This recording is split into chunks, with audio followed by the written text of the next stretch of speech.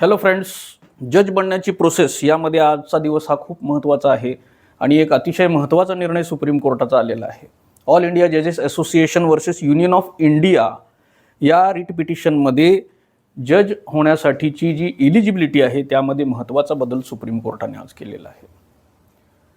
तर तो बदल काय आहे, तो कशा पद्धतीनं लागू होणार आहे आणि अशा परिस्थितीमध्ये अजून काही ज्युडिशियल रूल्समध्ये चेंज होणार आहे का?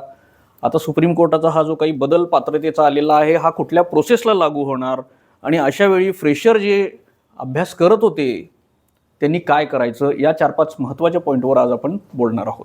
तर पहिला पॉईंट, सुप्रीम कोर्टाने हे डिक्लेअर केलं की फ्रेशर जे होते LLB झाल्यानंतर इमिजिएटली एक्झाम ज्यांना देता येत होती आणि न्यायाधीश बनता येत होतं तर ती इलिजिबिलिटी आता रद्द केलेली आहे.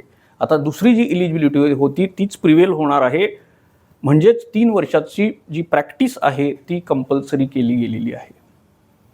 आणि याचं कारण देताना सुप्रीम कोर्टानं हे सांगितलं की फ्रेशर जे होतात कॉलेजमधून येऊन एक्झाम देतात आणि डायसवर जाऊन बसतात तर त्यांना एक्सपिरियन्स हा जो पार्ट आहे कोर्ट हँडलिंगचा हा कमी असल्यामुळे तेवढं इफेक्टिव्ह काम होणं शक्य नाही. जितकं अपेक्षित काम चांगल्या पद्धतीनं होणं अपेक्षित आहे. तर हे कारण दिलेलं आहे सुप्रीम कोर्टाने आणि फ्रेशरची इलिजिबिलिटी रद्द केलेली आहे. तर पहिला पॉईंट हा की फ्रेशरना आता न्यायाधीश पदासाठी परीक्षा डायरेक्टली देता येणार नाही. दुसरा पॉईंट काय आहे, ही जी 3 वर्षाची प्रॅक्टिस आहे याचं काउंटिंग काय, या बाबतीत पण सुप्रीम कोर्टानं स्पष्ट केलेलं आहे. त्याचं काउंटिंग होणार आहे डेट ऑफ प्रोव्हिजनल सनद. ज्या दिवशी प्रोव्हिजनल सनद मिळते आपल्याला त्या दिनांकापासूनच हे काउंटिंग सुरू होणार आहे.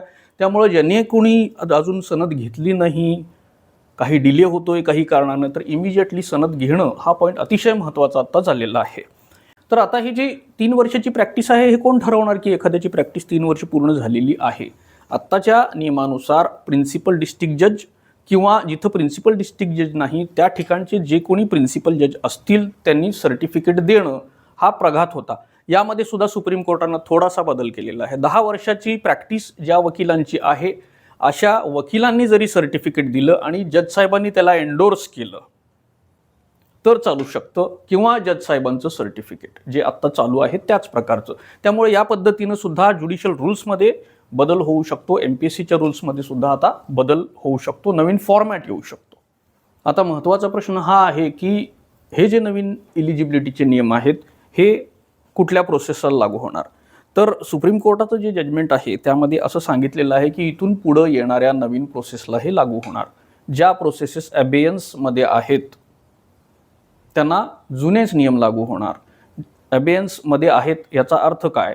जे जुने प्रोसेसेस आहेत, recruitment process initiated by high court असं म्हटलेलं आहे, ज्याच्यामध्ये हायकोर्टाने रिक्रुटमेंट प्रोसेस इनिशिएट केलेली आहे त्याला जुनेच इलिजिबिलिटीचे नियम लागू होणार असं म्हटलेलं आहे. आता प्रश्न हा निर्माण होतो की रिक्रुटमेंट म्हणजे प्रोसेस म्हणजे काय आणि इनिशिएशन बाय द हायकोर्ट म्हणजे काय, हा प्रश्न निर्माण होतो. याचं इंटरप्रिटेशन पुढं मागे होऊ शकतं, पण आज आपल्याला यातून काय समजून घ्यायचं आहे? पॅरा 90 जर बघितलं सुप्रीम कोर्टाच्या जजमेंटमध्ये तर सांगितलेलं आहे की ज्या प्रोसेस अबेयन्समध्ये होत्या आणि ज्यामध्ये नोटिफिकेशन आलेलं नाही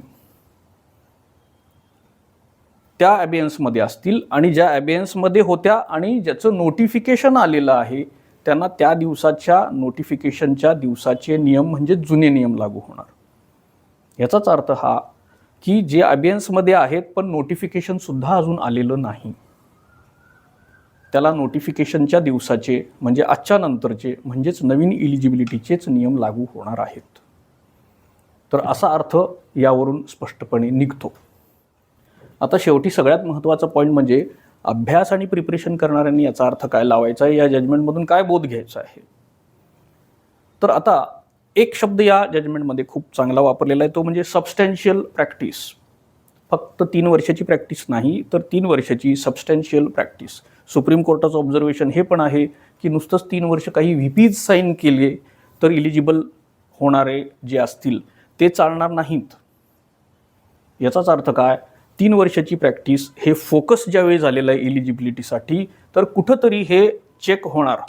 आजच्या प्रोसेसमध्ये ज्या पद्धतीनं चेक होते त्यापेक्षा जास्त चांगल्या पद्धतीने हे कुठंतरी चेक होणार आणि याला सबस्टॅन्शियल प्रॅक्टिस हा शब्द वापरला असल्यामुळे सबस्टॅन्शियल प्रॅक्टिस आहे की नाही हे बघितलं जाईल.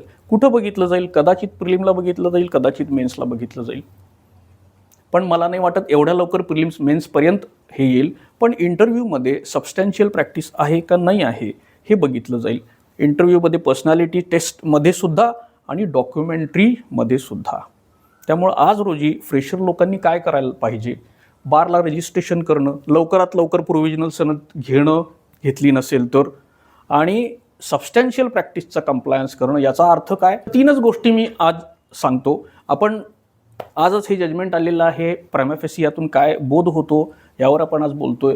याचा थोडासा अभ्यास करून आपण एक मोठा सेमिनार घेणार आहोत की या जजमेंटचा अर्थ काय करायचा आणि कशा पद्धतीनं प्रॅक्टिस करायची आहे. तर 3 गोष्टी आज मी महत्त्वाच्या सांगतो सबस्टॅन्शियल प्रॅक्टिससाठी. एक म्हणजे JMFC डायसवर दिवसभर बसून काय करतात याची एक 10 पॉईंट्सची लिस्ट बनवायची. दुसरं stages of civil trial, stages of criminal trial हे आपल्याला माहीत पाहिजेत. आणि इन्क्वायरीज ज्या होतात, जसं सिव्हिलमध्ये 5-6 इन्क्वायरीज असतील, rejection of plaint, return of plaint, amendment, LR inquiry. क्रिमिनलमध्ये सुद्धा डिस्चार्ज आहे, वॉरंट कॅन्सलेशन आहे, return of property issue process, या इन्क्वायरीजची माहिती आपल्याला असायला पाहिजे. तर हे बघितल्यानंतर थोडंफार सबस्टॅन्शियल प्रॅक्टिस आपण म्हणू शकतो. कदाचित VPs सुद्धा रेकॉर्डवर मागवू शकतील, जसं फॅमिली आणि DJच्या एक्झामला मागवतात. त्यामुळे आता आपण वकीलपत्र घालणं आणि त्यामध्ये चांगल्या पद्धतीनं कसा सहभाग घेता येईल, तेवढाच सहभाग कसा घेता येईल ज्यामुळे आपल्याला योग्य प्रकारे त्यातून शिकता येईल, यावर फोकस करणं हे महत्त्वाचं आहे. तर हे होते प्रथमदर्शनी या जजमेंटमधून दिसणारे काही महत्त्वाचे पॉईंट्स. सगळे पॉईंट्सवर डिटेल आपण बोलूया, अधिक अभ्यास करून. परत भेटू. Till then, good day and good bye.